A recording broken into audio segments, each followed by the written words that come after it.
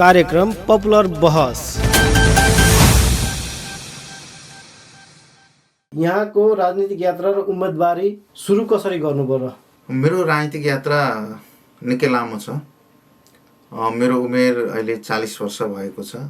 म मेरो उमेरको 16-17 वर्ष हुँदाखेरि नै म राजनीतिमा प्रवेश गरिसकेको थिएँ र सबैभन्दा महत्त्वपूर्ण कुरा के रह्यो भने जब 2058 मा ऋतिक रोशन काण्ड भइरहेको थियो।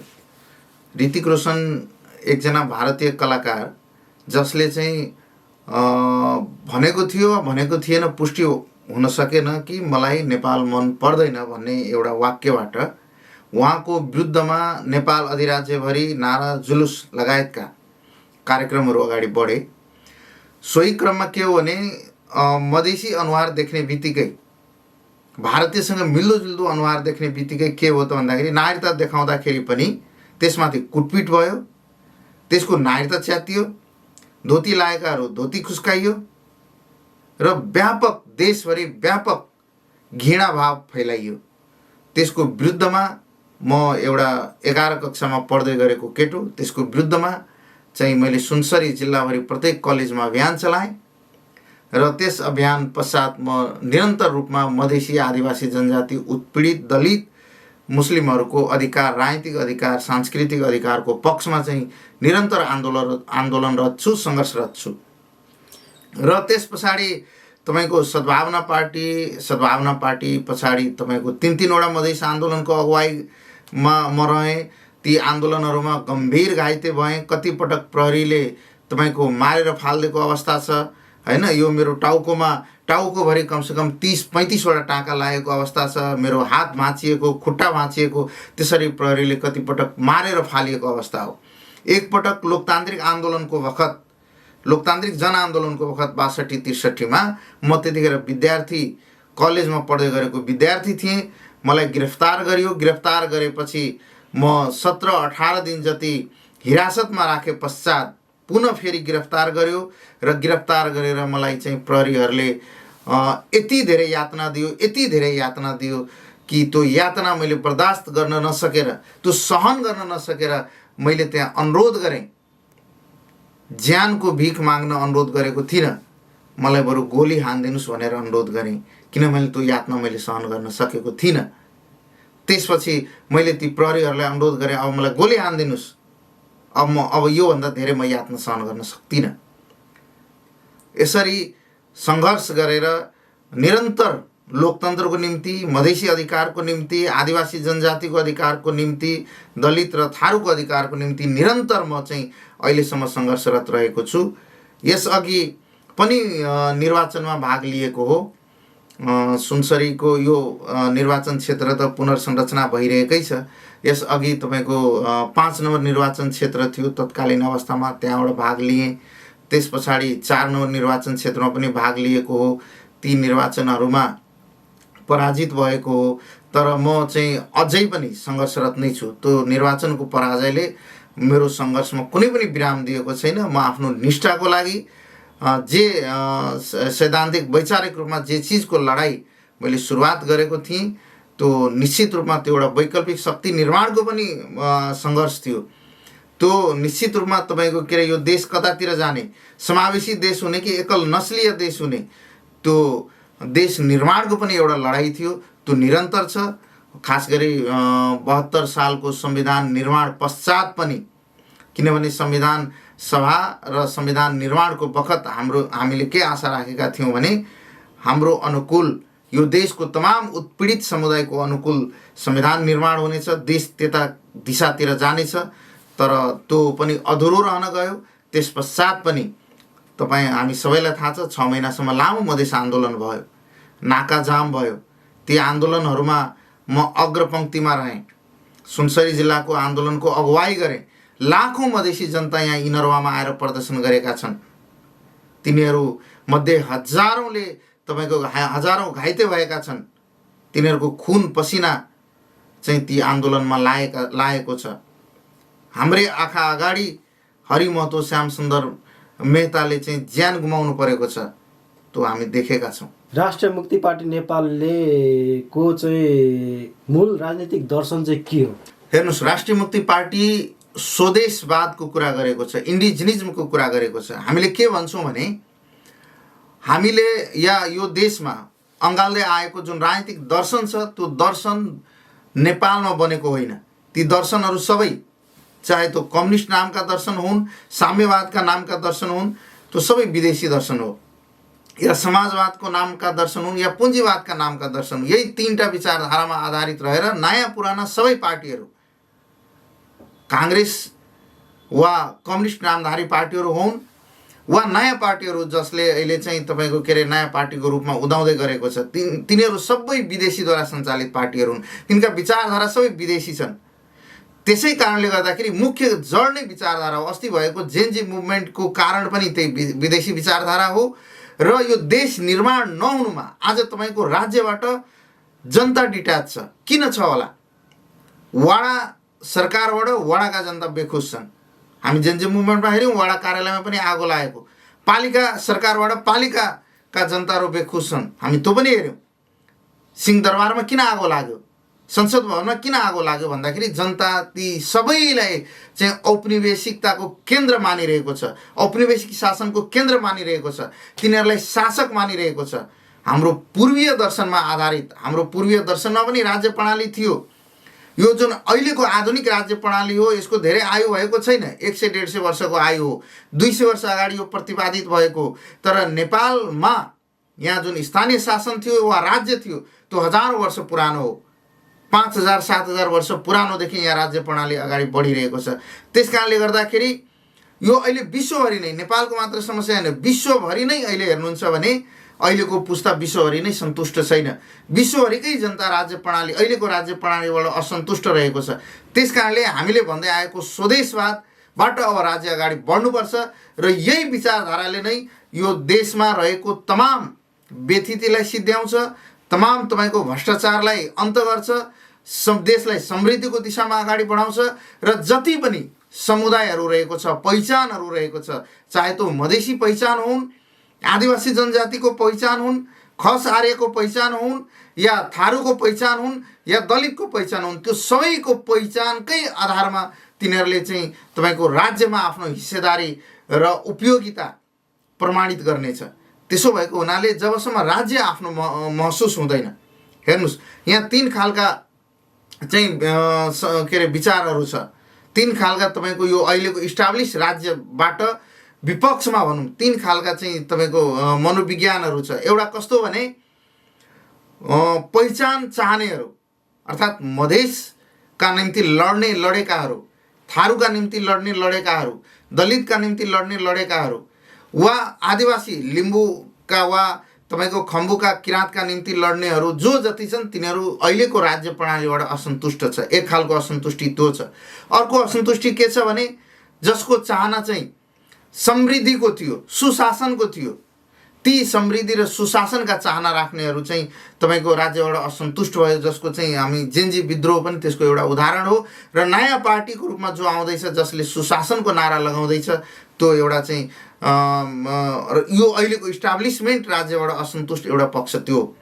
तेस्रो पक्ष भनेको जसले चाहिँ धर्म संस्कृतिको कुरा गर्दैछ त्यो पनि अहिलेको इस्टाब्लिस राज्यबाट चाहिँ तिनीहरू असन्तुष्ट छन्।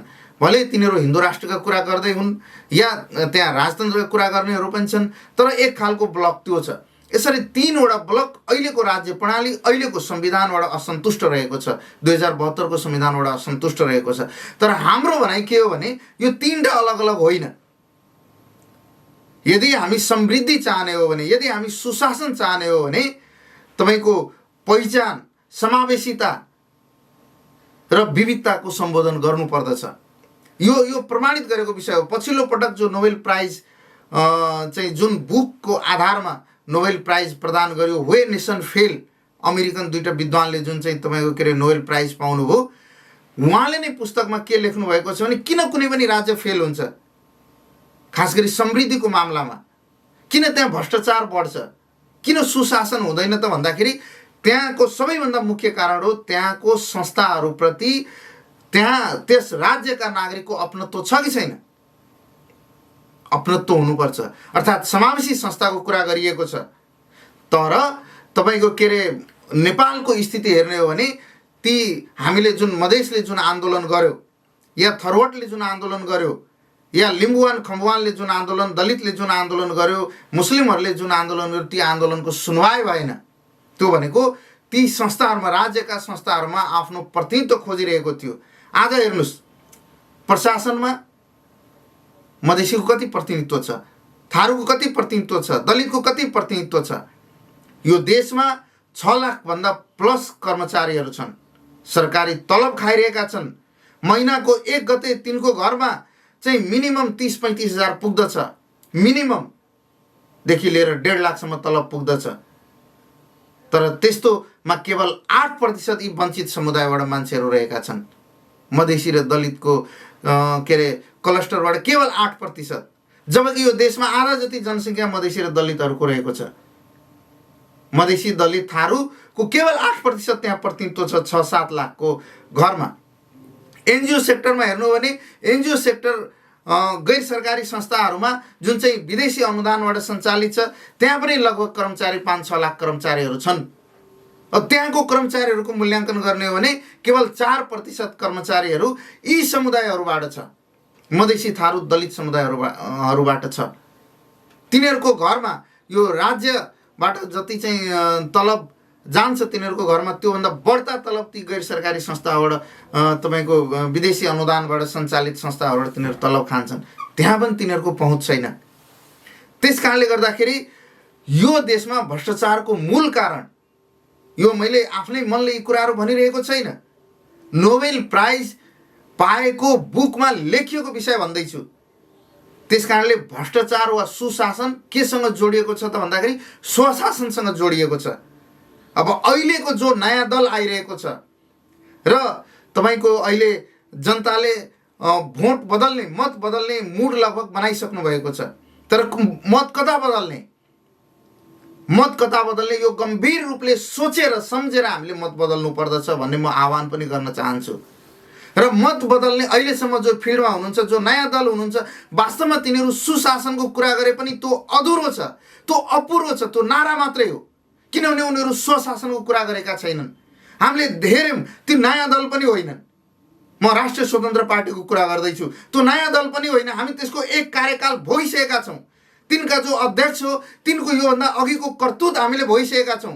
थरवट आन्दोलनलाई उनले गरेको गाली, मधेस आन्दोलनलाई उनले गरेको गाली, त्यतिखेर मधेस आन्दोलनमा यहाँ जनता मरिरहेका थिए। तर केपी ओली भन्दा पनि 1 कदम अगाडि बढेर रवि लामिछानेले जुन मधेस आन्दोलनलाई गाली गरिरहेको थियो, त्यो मधेसी सहितलाई जुन गाली गरिरहेको थियो, त्यो हामीबाट छुपेको छैन। थरवट आन्दोलन भइरहँदाखेरि थारूहरूलाई उहाँले जुन गाली गरिरहनु भएको थियो, थारूहरू जेल जानुपर्छ भनिरहनु भएको थियो, त्यो हामीबाट छुपेको छैन। उहाँ गृहमन्त्री भइरहँदाखेरि, उहाँ सरकारमा भइरहँदाखेरि, उहाँ सदनमा भइरहँदाखेरि चाहिँ तपाईँको नागरिकता विधेयकको विरुद्धमा उहाँको जुन अभिव्यक्ति थियो, उहाँको जुन अडान थियो, त्यो हामीले बुझेका छौँ। हिजो चुनाव लडिरहँदाखेरि संहिताको विरोध गरेको र संहितामा यहाँसम्म चाहिँ चुनाव पनि नलडेको त्यो हामीलाई अवगत छ। संहिताको विरोधमा उहाँ त्यो ढङ्गको आफ्नो इमेज बनाउनु भयो। अहिले त्यहाँ बालेन शाहको इन्ट्री भएको छ। बालेन शाहले जनकपुरमा भाषण गरिरहँदाखेरि पहिलोपटक उहाँले के भन्नु भने संहिता अझै बलियो भएको म हेर्न चाहन्छु। उहाँले त्यो इच्छा व्यक्त गर्नुभयो। तर उहाँको डकुमेन्टमा अझै उहाँको घोषणापत्र, राष्ट्रिय स्वतन्त्र पार्टीको घोषणापत्र हेर्न बाँकी नै छ, त्यो आउन बाँकी नै छ। उहाँले मधेसी जनताको भावना, जुन उत्कण्ठ मधेसी जनताको चाहना हो स्वशासनको, पहिचानको, त्यो चाहनाको व्यापार मात्रै गर्नुभएको हो कि वास्तवमा उहाँले स्वशासन खोज्नुभएको हो? यो महत्त्वपूर्ण प्रश्न छ। त्यो प्रश्नको एन्सर उहाँको घोषणापत्रबाट प्रमाणित हुनेछ। त्यो घोषणापत्र आउन बाँकी छ, त्यसको हामी प्रतीक्षा गरिरहेछौँ। तर यहीँनिर मेरो एउटा के प्रश्न हो भने अहिलेको संहिताको सीमाङ्कन नै मिलेको छैन। पहिला त सीमाङ्कन मिल्नु पर्यो नि। मधेसको सबभन्दा पहिले आवाज उठाएको जिल्ला हो सुनसरी जिल्ला। यहीँका रघुनाथ ठाकुरले मधेसको बारेमा पुस्तक लेख्नु भएको हो। आज त्यो जिल्ला मधेस प्रदेशमा छैन, त्यो क्षेत्र मधेस प्रदेशमा छैन। मधेसको निम्ति यो झापा मोरङ सुनसरीको मधेस प्रदेशको उत्कण्ठ चाहना राखेर 300 जना भन्दा प्लस जनाले शहादत दिएका छन्। 1-2 जना होइन। मधेस आन्दोलनमा तपाईँको यहाँ 2 दर्जन जतिले शहादत दिएका छन् सुनसरी र मोरङमा। त्यसभन्दा अगाडि माओवादी निकट मधेसी मुक्ति मोर्चाको नाममा या विभिन्न भूमिगत सङ्गठनको नाममा चाहिँ तपाईँको यहाँ सबै शहादतहरू जोड्ने हो भने 300+ जनाले चाहिँ शहादत दिएका छन्। त्यो शहादत खेर जान दिनु हुँदैन र ती शहादत दिएको यो भूमि आज मधेस प्रदेशमा छैन। यो सीमाङ्कन नै मिलेको छैन। सबभन्दा के अरे यो संविधान सभाको निर्वाचनको बखत राज्यले नै बनाएको एउटा आयोग थियो। त्यो आयोगको रिपोर्ट थियो 10+1 प्रदेश बनाउने भनेर। त्यो रिपोर्ट अनुसार झापा मोरङ सुनसरी सहितको मधेस प्रदेश बन्नुपर्ने हो। तर हामी के भन्दैछौँ भने सीमाङ्कन नै मिलेको छैन, तिमी स्वशासन अझै मजबुत प्रदेश बनाउने कुरा गर्दैछौ। त्यसो भएको हुनाले म चाहिँ के भन्न चाहन्छु भने यदि सहीमा जसरी बालेन शाहले भन्नुभएको छ म मधेसीको छौरा हो छौडा, यदि उहाँ मधेस के छौडा छिए या मधेसको छोरा हो भने र उहाँले संहिता मजबुत बनाउने कुरा गर्नुभएको छ भने सदनमा पनि संसदमा पनि उहाँलाई प्रश्न गर्ने र यो भूमि जो मधेस प्रदेश बाहिरको भूमि हो यो भूमिबाट पनि आवाज उठाउने, यहाँको मधेसी जनताको आवाज उठाउनु त अझ महत्त्वपूर्ण छ। मधेस प्रदेशको आवाज मधेस प्रदेश त बनिसकेको छ, तर मधेस प्रदेश बाहिरको मधेसी आदिवासी जनजाति दलित थारूको आवाज उठाउनु अझ महत्त्वपूर्ण कुरा हो। त्यस कारणले गर्दाखेरि सदनमा यो यहाँको आवाज उठाउनको निम्ति मेरो उम्मेदवारी हो। वास्तवमा म तपाईको पहिलो प्रश्न यहाँनिर टुङ्ग्याउँछु। त्यस कारणले मेरो उम्मेदवारी हो। मैले विभिन्न यसभन्दा अघिको विभिन्न लोकतन्त्रको निम्ति मधेसको आन्दोलनको निम्ति आफ्नो ज्यान दिएको छु र म ज्यान मेरो जान्छ कि भनेर म रोडमा अगुवाई गर्न गएको, गोली मलाई लाग्छ कि भनेर अगुवाई गर्न गएको र गोली संजोगले लागेन, म बाँचेको छु र यो बाँचेको फाल्तु जिन्दगी हो मेरो। म मर्न गएको हो रोडमा, मृत्युको लागि गएको, शहादत दिनको लागि गएको र अब यो जुन बाँचेको जिन्दगी छ यो बाँचेको जिन्दगी यो फाउ भन्छ नि फाउको जिन्दगी हो मेरो। यो जिन्दगी पनि म मुभमेन्टमै लगाउने छु, आन्दोलनमै लगाउने छु, सङ्घर्षमै लगाउने छु र यो निर्वाचन मेरो लागि सङ्घर्ष हो, आन्दोलन हो। यो निर्वाचन मेरो लागि निर्वाचन होइन, मत माग्ने कुरा मात्र होइन, म आन्दोलनको रूपमा सङ्घर्षको रूपमा निर्वाचनमा आएको छु। यहाँले उम्मेदवार दिनुभएको छ राष्ट्रिय मुक्ति पार्टी नेपाल र नागरिक उन्मुक्ति पार्टी जनता समाजवादी पार्टी मिलेर यहाँले उम्मेदवार दिनुभएको छ सुनसरी क्षेत्र नम्बर 2 मा। हजुर, यसको मुख्य कुरा के हो भने यो तीनटै पार्टी पहिचानको निम्ति मैले अघि जति पनि उद्देश्यहरू भने यो तीनटै पार्टी त्यसको निम्ति लडिरहेको पार्टीहरू हो। राष्ट्रिय मुक्ति पार्टीको आफ्नो एउटा थप उद्देश्य छ, एउटा दर्शन छ। त्यो दर्शन भनेको स्वदेशवाद हो। तर बाँकी एजेन्डाको हिसाबमा कुरा गर्ने हो भने यो तीनटै पार्टी ती एजेन्डामा को निम्ति काम गरिरहेको अवस्था हो। एउटा विषय त्यो बुझ्नु पर्यो। अर्को बुझाइ के बुझ्नु पर्यो भने यो मेरो 2 नम्बर निर्वाचन क्षेत्रको निम्ति ठुलो स्ट्रेन्थको रूपमा पनि रहेको छ।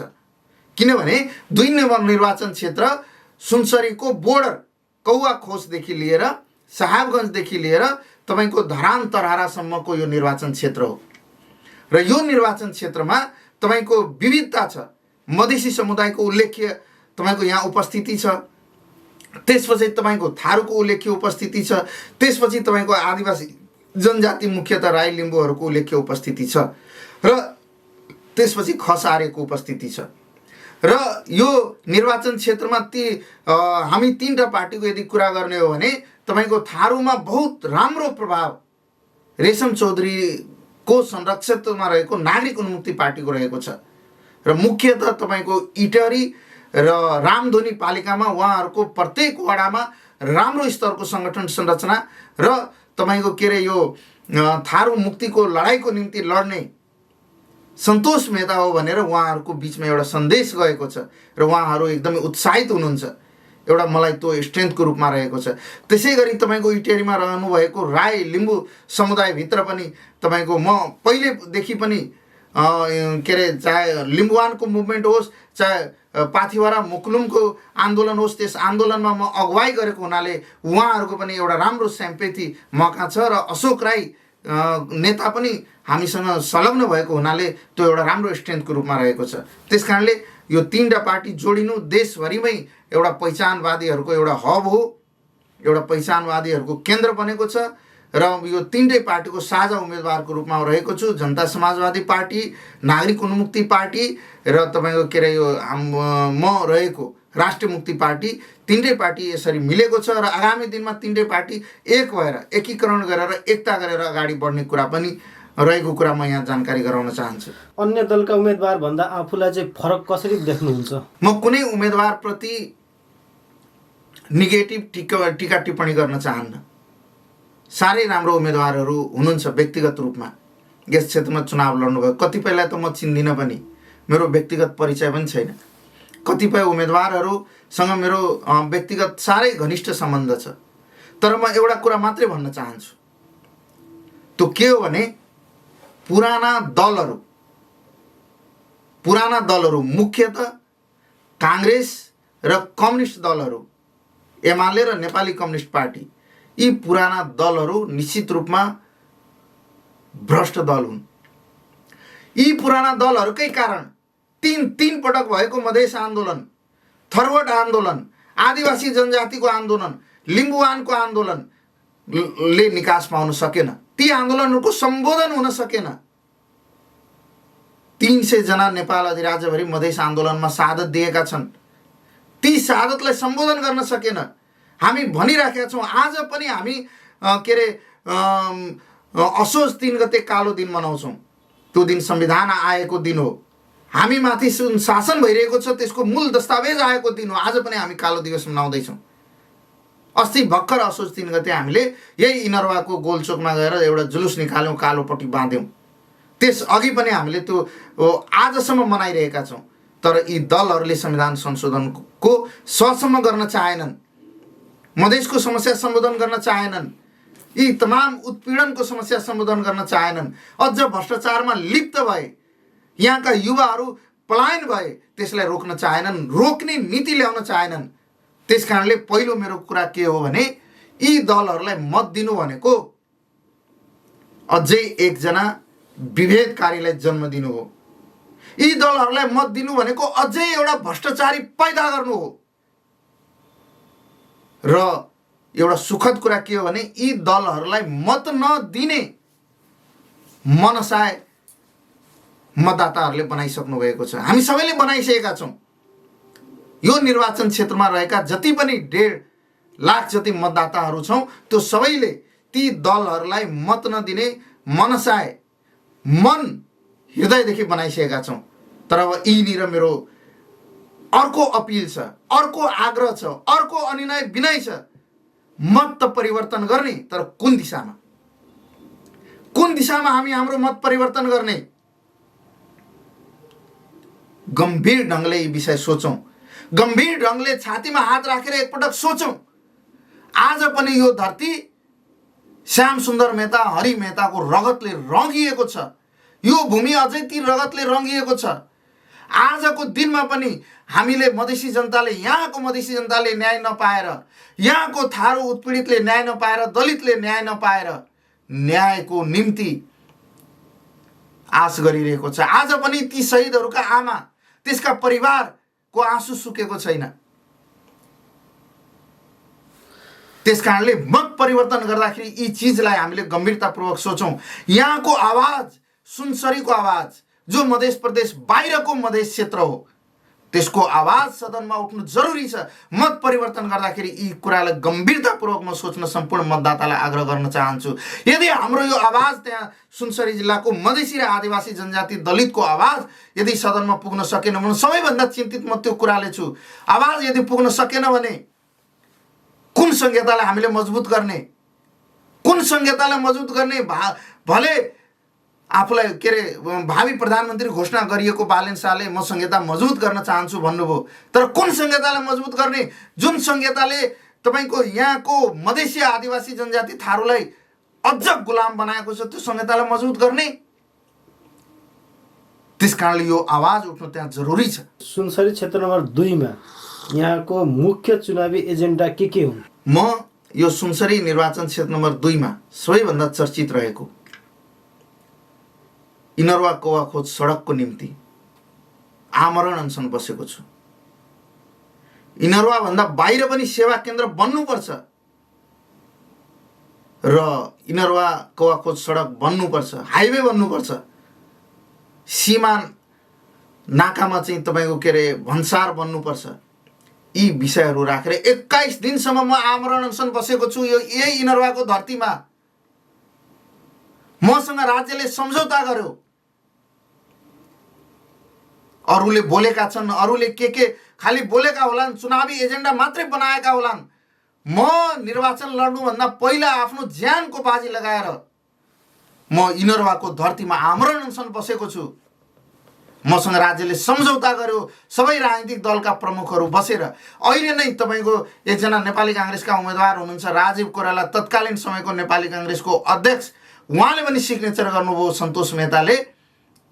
जे कारणले आमरण अनसन गर्नुभएको छ त्यो माग पुरा हुनुपर्छ। सिडिओ कार्यालय, यहीँको सिडिओ कार्यालयमा सम्झौता भए पश्चात 21 दिन पछाडि मेरो आमरण अनसनको इन्डिङ भएको हो। र म अहिले पनि के भन्दैछु भने यो संसदीय चुनाव हो,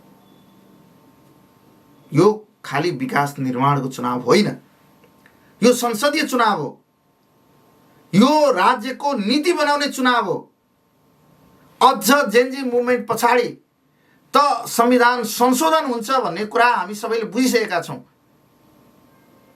यो संविधान, अहिलेको संविधान संशोधन गर्नु पनि पर्छ, सुशासनको निम्ति पनि गर्नुपर्छ, स्वशासनको निम्ति पनि गर्नुपर्छ। त यो संविधान संशोधन हुनेवाला छ।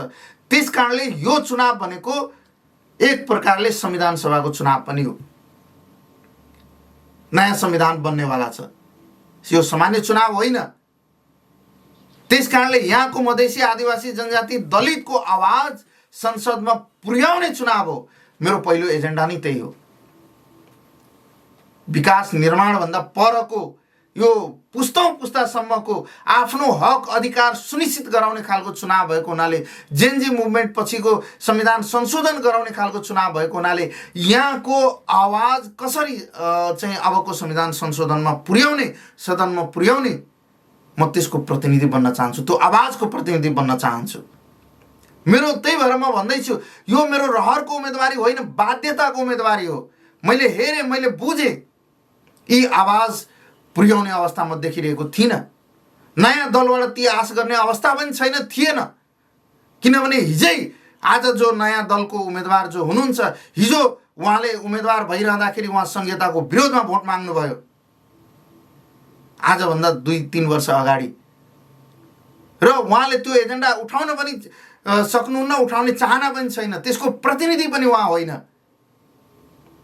र यो उपनिवेश बन्ने गरी यो यहाँको मधेसी जनताले जुन रगत बगाएको छ, यहाँको प्रतिनिधि बन्ने हक यहाँको मधेसी, आदिवासी, जनजाति, दलित, थारूलाई नै छ। अझ उपनिवेश बनाउने गरी, उपनिवेश बन्ने गरी बाहिरबाट आएर उम्मेदवार चाहिँ जो बन्न खोज्नु भएको छ, त्यहाँबाट त्यो आवाज चाहिँ उठ्दैन भन्ने कुराले म चिन्तित भएको छु। र म त्यही चिन्ताले, त्यही बाध्यताले मलाई उम्मेदवार बन्नु परेको हो। त त्यस कारणले मेरो पहिलो एजेन्डा नै त्यही हो। यहाँको जुन आवाज हो, यहाँको मधेसी जनताको जुन आवाज हो, यहाँको माटोले जुन न्याय पाउन सकेको छैन, अहिले पनि जुन रगतले भिजिएको छ, मधेस आन्दोलनको रगतले भिजिएको छ यो धरती, त्यसको आवाज म बन्न चाहन्छु। पहिलो मेरो एजेन्डा त्यो हो। दोस्रो एजेन्डा के हो भने, हाम्रो जुन यहाँको जुन राज्यबाट डिट्याच भएको छ, यहाँको युवाहरू, यहाँका जनता, देशभरिका जनता, आज तपाईँको 1500-2000 दिनौँ यहाँका युवाहरू जुन विदेश गइरहेका छन्, त्यसलाई कसरी रोक्ने, स्वदेशवादमा आधारित राज्य कसरी बनाउने, पूर्वीय सभ्यतामा आधारित संरचना र संविधानमा त्यसलाई कसरी एट्याच गराउने, ती भावनालाई कसरी जोड्ने र त्यो भावनालाई जोडेर पुनः आफ्नो संस्कृतिप्रति गर्व गर्न कसरी लगाउने।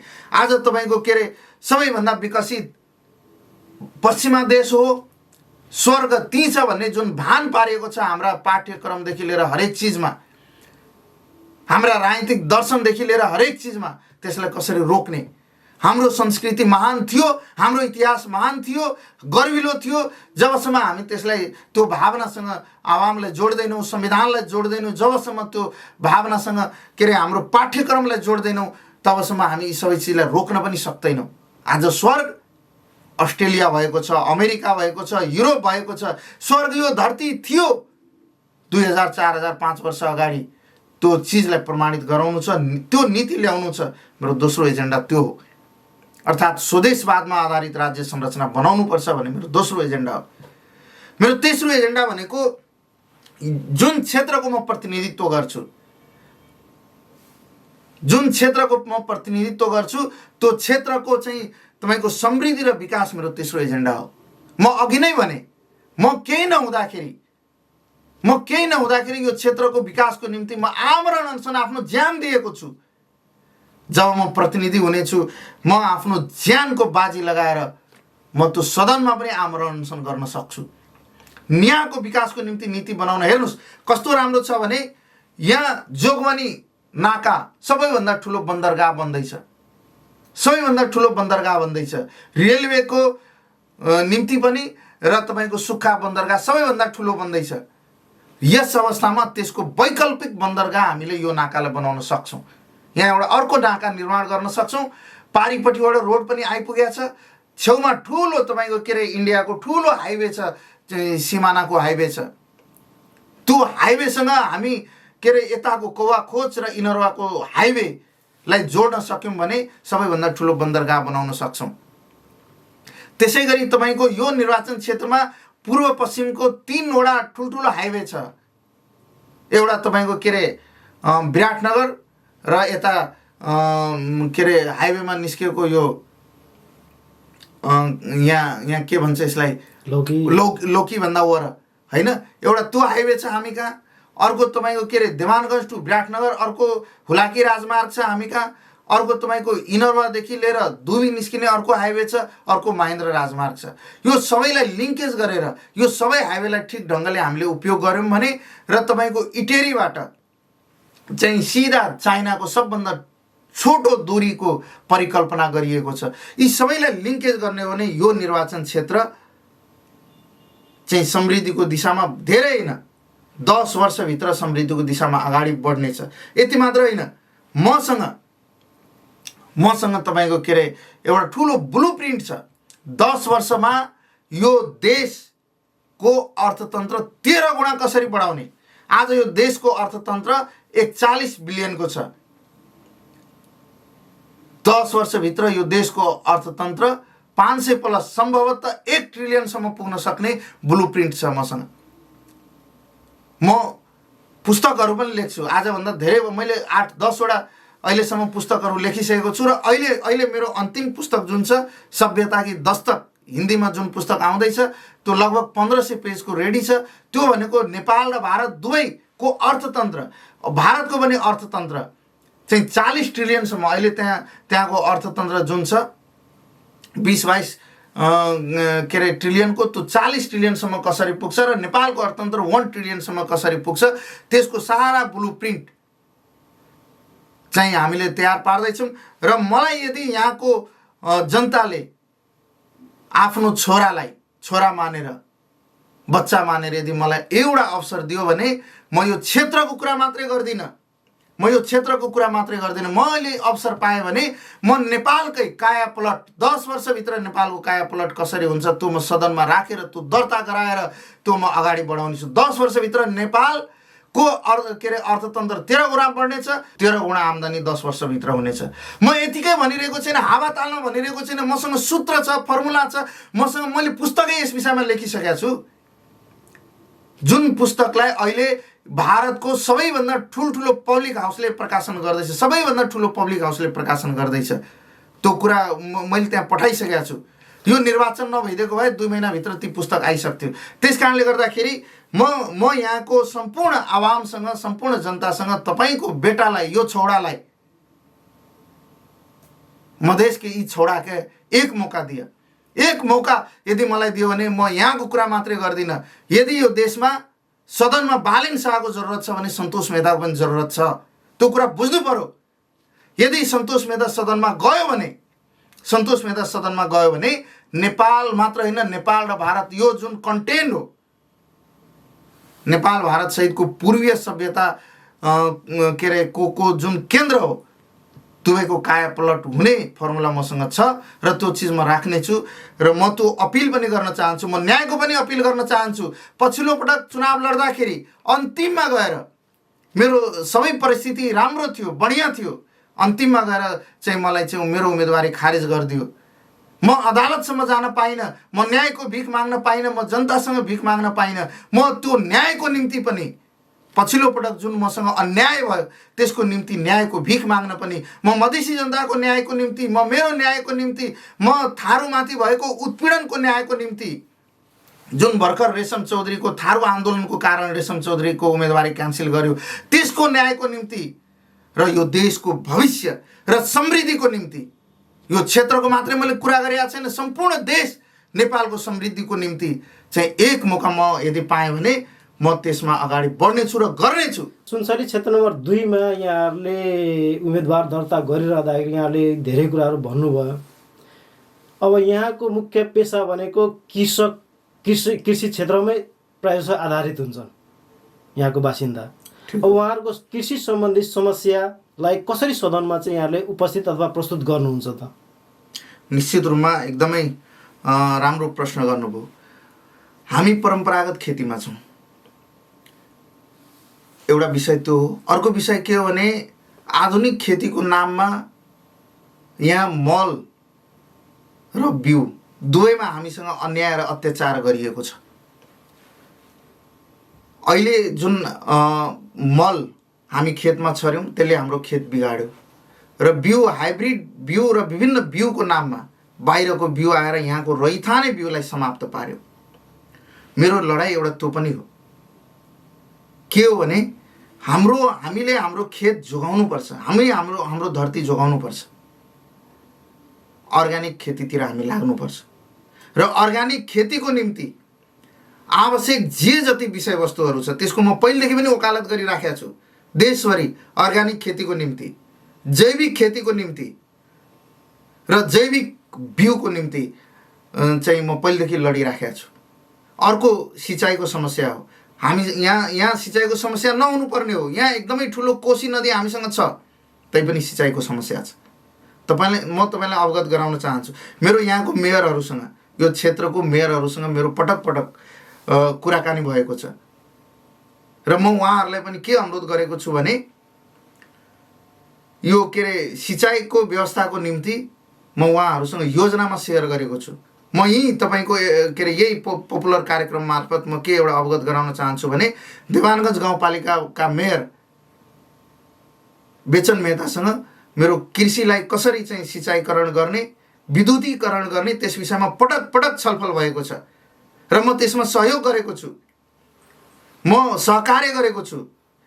त्यहाँ देवानगञ्ज गाउँपालिकामा, किनभने विकास निर्माणको क्षेत्र निश्चित रूपमा पालिका हो, संसदले या प्रतिनिधि सभाका चाहिँ जो सभासद हुन्छ उसले चाहिँ त्यसमा पहल गर्ने हो, नीति बनाउने हो। तर म त अहिलेसम्म छैन। नहुँदा पनि म त्यहाँको मेयर, अरू पालिकाको मेयरहरूसँग पनि म समन्वय गरेको छु। मुख्यतः भारतीय दूतावासले जुन चाहिँ अनुदान दिन्छ त्यो अनुदानको निम्ति अगाडि बढ्नुस् भनेर म उत्प्रेरणा पनि दिने गरेको छु, दिएको पनि छु र त्यसमा मैले पहल पनि गरेको छु। म यही कार्यक्रम मार्फत के म जानकारी गराउन चाहन्छु भने त्यहाँको लोकप्रिय मेयर बेचन मेहताले जुन चाहिँ एउटा ठुलो पहल लिनुभएको छ देवानगञ्ज गाउँपालिकालाई कृषि विद्युतीकरण गर्ने, त्यसमा म सहयोग पहिला पनि गरेको छु र म प्रतिनिधिमा गएँ भने, प्रतिनिधि सभा सदस्यमा भएँ भने त्यो उहाँले जुन अभियान अगाडि सार्नु भएको छ त्यसलाई म डबल, अझै कसरी डबल गर्न सकिन्छ, अझै त्यसलाई कसरी राम्रो गर्न सकिन्छ र कृषिमै जैविक खेतीलाई कसरी अगाडि बढाउन सकिन्छ, हैन, मल कसरी चाहिँ तपाईँको जोगाउन के अरे बिउ कसरी जोगाउन सकिन्छ देखि लिएर तपाईँको सिँचाइको व्यवस्थालाई कसरी ठिकठाक पार्न सकिन्छ, त्यसमा मेरो महत्त्वपूर्ण योगदान हुनेछ। र खालि यहाँको पैसा मात्र होइन, म अघि पनि भने, अहिले पनि म के भन्दैछु भने विकास निर्माणको निम्ति मैले बजेट ल्याउने र गर्ने यो मेरो काम होइन, तर बजेट ल्याउने नीति म बनाउन सक्छु, त्यो बनाइदिन सक्छु, त्यो मेरो पहुँच छ। आजसम्मको पोलिटिक्समा मैले गरेको त्यही हो।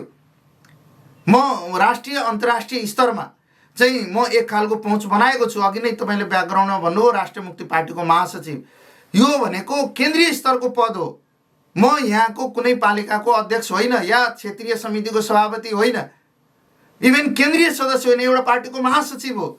महासचिव भनेको म चाहिँ भारतको विभिन्न पार्टीको केन्द्रीय स्तरको नेता मन्त्रीहरूसँग म चाहिँ के अरे पटक पटक उहाँहरूसँग समन्वय गरेको छु, उठबस गरेको छु। म के अरे अमेरिकाको चाहिँ तपाईँको तत्कालीन अवस्थामा राष्ट्रपति भएको बराक ओबामासँग भेट गरेको छु, म गएको छु, त्यतिखेर अमेरिका भ्रमण गरेको छु। त्यस कारणले यी तमाम अन्तर्राष्ट्रिय दात्री संस्थाहरूसँग मेरो एक खालको राम्रो सम्बन्ध छ।